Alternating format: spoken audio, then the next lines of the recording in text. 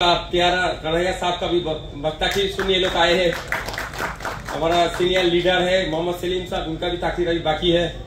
तो আমরা এই জনের বিরোধিতা করছি, কিন্তু একটা কথা আমাদের বারবার মনে রাখতে হবে যে এটা যে যুক্তি দিয়ে আমাদের সমাজের বিরোধী অংশে যারা বসবাস করে সেটা হিন্দু সমাজ, সেই সমাজের মানুষকে একটা বিভ্রান্তের মধ্যে ফেলার চেষ্টা করছে। এটাই যে ওয়াকফ বোর্ড নাকি যেখানে দাঁড়াবে সেটা নাকি ওয়াকফের হয়ে যাবে। এই মৌলানী যুব কেন্দ্রে দাঁড়িয়ে যদি বলে এটা ওয়াকফ, এটা ওয়াকফের হয়ে যাবে।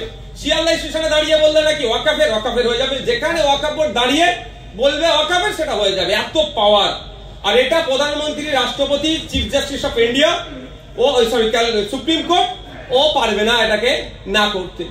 যদি এটাই সত্যি হয়, 2022 সালে আমরা একটা আরটিআই করেছিলাম পশ্চিমবঙ্গ সরকারের ওয়াকফ বোর্ডে, যে কত বিঘা ওয়াকফ সম্পত্তি টোটাল আছে তার ডেটা দেওয়া হোক এবং কত বিঘা ওয়াকফ সম্পত্তি এখনো উদ্ধার করা যায়নি, ইনলিগাল অকুপায়ারদের হাতে আছে। সেই ডেটা অনুযায়ী ৭৬,০০০ বিঘা ওয়াকফ সম্পত্তি এখনো ওয়াকফ বোর্ড উদ্ধার করতে পারেনি। যে ওয়াকফ বোর্ডের এত ক্ষমতা, শিয়ালদা স্টেশনে দাঁড়ালে সেটাই ওয়াকফ বোর্ডের হয়ে যাবে, সেই ওয়াকফ বোর্ডের ৭৬,০০০ বিঘা সম্পত্তি উদ্ধার করতে পারেনি, তাকে ওয়াকফ ট্রাইব্যুনালে গিয়ে কান্নাকাটি করতে হচ্ছে, হাইকোর্টে গিয়ে কান্নাকাটি করতে হচ্ছে, সুপ্রিম কোর্টে গিয়ে কান্নাকাটি করতে হচ্ছে। এই একটা ভুল ধারণা আমাদের মধ্যে ঢুকিয়ে দেওয়া হচ্ছে। ঢুকিয়ে দিয়ে আমাদের সমাজে যে বিরোধী হিন্দু সমাজের মানুষ বসবাস করে তাদেরকে বুঝিয়ে দিয়ে ভুল বোঝানো হচ্ছে। তোমার বাড়ির তুলসী তলার সামনে যদি ওয়াকফ বোর্ডের ঝান্ডা লাগিয়ে দেয় ওটা ওয়াকফ বোর্ডের হয়ে যাবে, সুতরাং এই ওয়াকফ বোর্ডের বিরুদ্ধে তুমি লড়াই করো। সে সহজ সরল আমার হিন্দু ভাই এদের ট্যাপে পড়ে ও বলছে ওয়াকফ বোর্ডই তুলে দেওয়া হোক, কিন্তু অ্যাকচুয়াল ফ্যাক্ট তো জানতে হবে। ওয়াকফ বোর্ডের কোনো সমস্যা, জমিতে কোনো সমস্যা হলে ওয়াকফ ট্রাইব্যুনালে যেতে হয় ফার্স্ট। অনেক ট্রাইব্যুনাল আছে, চৌধুরী চরণ সিং এর সুপারিশে তৈরি হয়েছিল, অনেক ট্রাইব্যুনাল আছে। তো জাস্ট আমরা মনে করিয়ে দিতে চাই, যে সমস্ত ট্রাইব্যুনাল গুলো আছে তাদের নিজস্ব আইন আছে, অ্যাডাপ্ট করেছে, কিন্তু ওয়াকফ ট্রাইব্যুনালের নিজস্ব আইন নাই। সিভিল প্রসিডিওরকে তারা টোটালি মেনটেন করে। আমি তো বলবো অন্যান্য ট্রাইব্যুনালের থেকে অনেক স্টেপ এগিয়ে আছে সেকুলারের সে সংবিধানকে রক্ষার ক্ষেত্রে নিজস্বতা আছে অন্যান্য ট্রাইব্যুনালে, কিন্তু ওয়াকফ ট্রাইব্যুনাল নিজস্বতা কিছুই রাখেনি, সিভিল প্রসিডিওরটাকে সম্পূর্ণরূপে মানে। কিন্তু এই ক্ষেত্রে ওয়াকফ ট্রাইব্যুনালের নামে মিথ্যাচার করা হচ্ছে। বলা হচ্ছে ওয়াকফ ট্রাইব্যুনাল নাকি একবার আপনার কোনো অর্ডার করে দিলে হাইকোর্টে যেতে পারা যাবে না, সুপ্রিম কোর্টে যেতে পারা যাবে না, ওই অর্ডারটাই ফাইনাল অর্ডার হবে। কিন্তু ও ব্যাটাগুলো সংবিধানে 226 কে টোটালি, তাহলে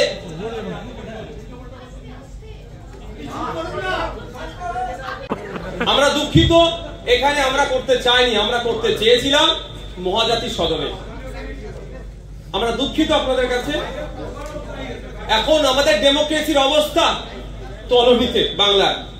अभी बंगाल में आप एक प्रोटेस्ट भी करना चाहोगे तो आपको कोर्ट में जाना होगा, कोर्ट से ऑर्डर लेके आपको प्रोटेस्ट करना होगा। ये प्रोग्राम हम यहाँ नहीं करना चाहते थे। हाँ, यहाँ वॉकअप के प्रोटेस्ट भी आप नहीं कर सकते हो, आपको दिल्ली जाना है, यहाँ पे नहीं करते। ये इनसाइड इंडिया के बाहर है, ममता दीदी का राज है। हम लोग यहाँ करने नहीं चाहते थे। हम लोग महाजाति सदन में हम लोग करना चाहते थे, ওখানে আমাদেরকে পারমিশন দেওয়া হয়নি, আমরা বাধ্য এখানে করলাম। ওখানে প্রায় 1000-এর উপরে মানুষ ধরার ছিল, সেই চেষ্টা আমরা করেছিলাম, কিন্তু আমাদেরকে দেয়নি। কি করব, আমাদের এখানে করতে হচ্ছে, আমরা দুঃখিত। ये तो शुरुआत अभी शुरू हुई है। आने वाला दिन में अगर मैंने पहले बार बोला, जो 12 मतलब नेशनल लेवल का जो पार्टीज है, जो केरला, कर्नाटका, तमिलनाडु, पूरा इंडिया में जिसका होल्ड है, अगर वो पार्टीज हम जैसे छोटा मोटा पार्टी को लेके साथ में अगर चलने के लिए तैयार है, तो आने वाला दिन हम लोग ये मजमा यहाँ नहीं, ब्रिगेड के मैदान में हम लोग दिखाएंगे। लेकिन सबका सेल्फ रिस्पेक्ट है, उसको बरकरार रखना चाहिए। जो अभी যেটা বলছিলাম, কি বলছিলাম সব ভুলে গেলাম। আমার ইচ্ছা যায় যদি আমি ইসলাম ধর্মের জন্য, মাদ্রাসা মসজিদের জন্য, আল্লাহর রাস্তায় সম্পত্তি উৎসর্গ করতে চাই, তাহলে আমাকে 5 বছর ধরে প্র্যাকটিসিং ইসলামের মধ্যে থাকতে হবে। কিন্তু ওটা কিভাবে থাকতে হবে সেটা বলা নয়, মানে এটা সম্পূর্ণভাবে ইন ফিউচার আমি আমার সম্পত্তি না ইসলাম ধর্মের জন্য উৎসর্গ করতে পারি, শুধু ইসলাম ধর্মের জন্য নয়। এই একটা ভুল ব্যাখ্যা আছে যে শুধু ওয়াকফ মানে আল্লাহ রাস্তায়, এটা যারা বলেন আমি বলি তারা হয়তো সবটা বলে না। ওয়াকফে আওলাদ, ওয়াকফে লিল্লাহ। একটা আমি আমার ছেলের জন্য সম্পত্তি উৎসর্গ করে গেলাম, আমার ছেলেরা আমার পরবর্তীতে ওই সম্পত্তিটা বিক্রি করে দিতে পারে। একবার সম্পত্তি ওয়াকফ করা মানে অলওয়েজ ওয়াকফ, আর বিক্রি করতে পারবে না। আর একটা সম্পত্তি হচ্ছে আমি আমার সম্পত্তি আমি আল্লাহ রাস্তায় দিয়ে দিলাম, দুটো আছে। তো আমি আল্লাহ রাস্তাটা আমি দূরে রাখলাম, তাহলে আমি আমার ছেলের জন্য সম্পত্তি উৎসর্গ করতে পারবো না, সেই রাস্তাটাও মোদিজি আমাদের জন্য বন্ধ করছে। যদি আমি অন্য ধর্মের যাই, রিলিজিয়াস এন্ডোমেন্টের অন্যান্য ধর্মের, এই ধরনের কোনো প্রভিশন নাই।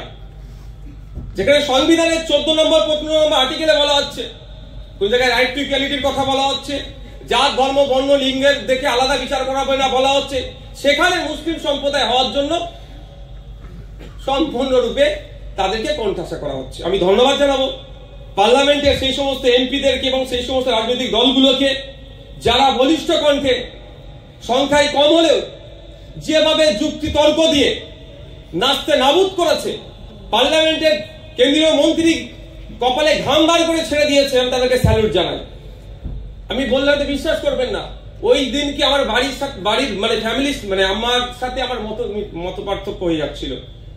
বাড়ির ছোট ছেলে খাচ্ছি দাচ্ছি নাকি সব ঠিক দেখে লক্ষ্য রাখে, আমি তো লাইভ ফোন ধরেই বসে আছি, কে আমাদের বক্তারা কি বক্তব্য দিচ্ছে, ভাত দিয়ে কচি খেয়ে এলেন আরে। আর আমার একটা কথা দুবার শুনতে একদম প্রচন্ড রাগ হয়, কিন্তু দীর্ঘক্ষণ খাচ্ছি না, আমি তো বক্তব্য দেখছি, আমাদের যারা এমপিরা আছেন যারা এর পক্ষে কথা বলছে, আমি তো বিতর্ক এক প্রকার হয়ে গেল যে আমাকে দাঁড়ান আমি খেয়ে নেবো। আমার বলার বক্তব্য এটাই যে ইন্ডিয়ান লিমিটেশন অ্যাক্ট 1963 ওয়াকফ সম্পত্তির জন্য প্রযোজ্য ছিল না। শুধু ওয়াকফ সম্পত্তির জন্য নয়, পার্সিদের ধর্মীয় সম্পত্তি, খ্রিস্টানদের ধর্মীয় সম্পত্তি, গুরুদুয়ারার সম্পত্তি, হিন্দু ভাইদের দেবত্ব সম্পত্তি, যত ধরনের রিলিজিয়াস এন্ডোমেন্ট আছে সেক্ষেত্রে ইন্ডিয়ান লিমিটেশন অ্যাক্ট 1963 প্রযোজ্য ছিল না। এটা অর্ডিনারি অ্যাক্ট, আপনারা সবাই জানি কম বেশি। 12 বছর যে জায়গায় থাকলে সেটা খাতায় কলমে না হলেও তার সত্তার মালিক না, মানে খাতায় কলমে না হলেও সত্তার একটা মালিক সে হয়ে যাচ্ছে। ধর্মীয় কোনো সম্পত্তির উপরে এটা প্রযোজ্য ছিল না, ইভেন ওয়াকফ সম্পত্তির উপরে। নতুন যে আইন নিয়ে এসেছে সে আইনে ওটা প্রিন্সিপাল অ্যাক্ট 1995 এর 107 সেকশন ছিল, সেটাকে অমিট করে দিল। তারপরে ওয়াকফ সম্পত্তি এবার বেদখল করার সব থেকে বড় সুযোগ করে দিল। এই ধরনের একাধিক জায়গা আছে। এই নিয়ে আমরা আমাদের পার্টির পক্ষ থেকে আমাদের লড়াই গণতান্ত্রিক প্রক্রিয়া চালাচ্ছি, অনেকে চালাচ্ছেন, অনেকে সাধুবাদ জানায় যারা চালাচ্ছেন। তবে আমাদেরকে এটা নিয়ে আরো বেশি বেশি চর্চা করতে হবে। এটা শুধু ব্যাপারটা মুসলিম ধর্মীয় ব্যাপার নয়, এটা মুসলিম ধর্মীয় ব্যাপার হিসাবে যদি মুসলমানরাই লড়াই করবে সংগ্রাম করবে এটা নয়, এটা একটা আমাদের মুসলিম সম্প্রদায়ের মধ্যে যাদের আছে সেটাকে আমরা কাটিয়ে ওঠার চেষ্টা করছি। ঠিক অপোজিট সাইডে ভিন্ন সম্প্রদায়ের মানুষ যারা আছে তাদেরকেও আহ্বান করছি আমি, যেটা মাদ্রাসা মসজিদে শুধুমাত্র জায়গা কেড়ে নেওয়া হচ্ছে না। আমি এখানে বক্তব্য নিশ্চিত দিয়েছে যে আমরা নাগরিক হিসাবে এক নাগরিকের অধিকার হনন করা হচ্ছে, অপর নাগরিক নিশ্চিতভাবে দায়িত্বশীল নাগরিক সে চুপ করে বসে থাকতে পারবে না, সে নিশ্চিতভাবে নাগরিক অধিকার রক্ষার স্বার্থে সেও প্রতিবাদে সামিল হবে।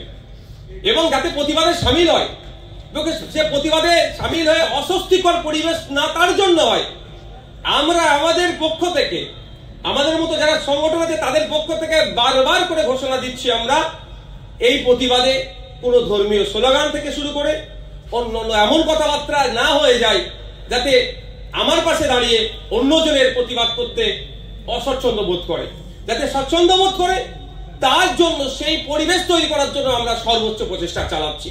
এখন শুধু দরকার আপনাদের সর্বসম্মতভাবে আমাদের সাথ দিও, আমাদের মিন্স নাগরিকের সাথ দিও। আর নাগরিকের জন্য সাথ দিতে হবে। আজকে সংবিধানের উপরে আঘাত আসছে, 14, 15, 25, 26, 29, 300 ক এই ধরনের একাধিক আর্টিকেলের উপরে, অনুচ্ছেদের উপরে আঘাত আসছে, এটাকে রক্ষা আমাদের করতে হবে। এতদিন পর্যন্ত ওয়াকফ সম্পত্তি নিয়ে কোনো বিবাদ হলে ওয়াকফ ট্রাইব্যুনালে সেটা সমাধান করত। আর আমরা এখন দেখছি তার থেকে বেশি পাওয়ার কেড়ে নিয়ে ডিস্ট্রিক্ট কালেক্টরের হাতে দিচ্ছে। এতদিন চলতো এটা জুডিশিয়াল মাইন্ডে, এটা ওয়াকফ না ওয়াকফ না, আর এখন অ্যাডমিনিস্ট্রেটিভ মাইন্ড হয়ে যাচ্ছে। আর একটা ডিস্ট্রিক্ট ম্যাজিস্ট্রেট বা ডিস্ট্রিক্ট কালেক্টরের কতটা দম আমি অন রেকর্ড বলছি, সেটা আমাদের থেকে ভালো কেউ জানবে না। দক্ষিণ 24 পরগনা জেলায় ডিস্ট্রিক্ট ম্যাজিস্ট্রেটের কাছে ভোট পরবর্তী হিংসাতে আমরা গিয়েছিলাম, পুজোর দোহাই দিয়ে, ঈদের দোহাই দিয়ে, যাতে আমরা সংযুক্ত মোর্চা সিপিএম এর শ্রমিক লাহিড়ী স্যারের নেতৃত্বে আমরা গিয়েছিলাম, পুজোর দোহাই দিয়ে যাতে অন্তত মানুষগুলোকে বাড়িতে পৌঁছে দিতে পারি।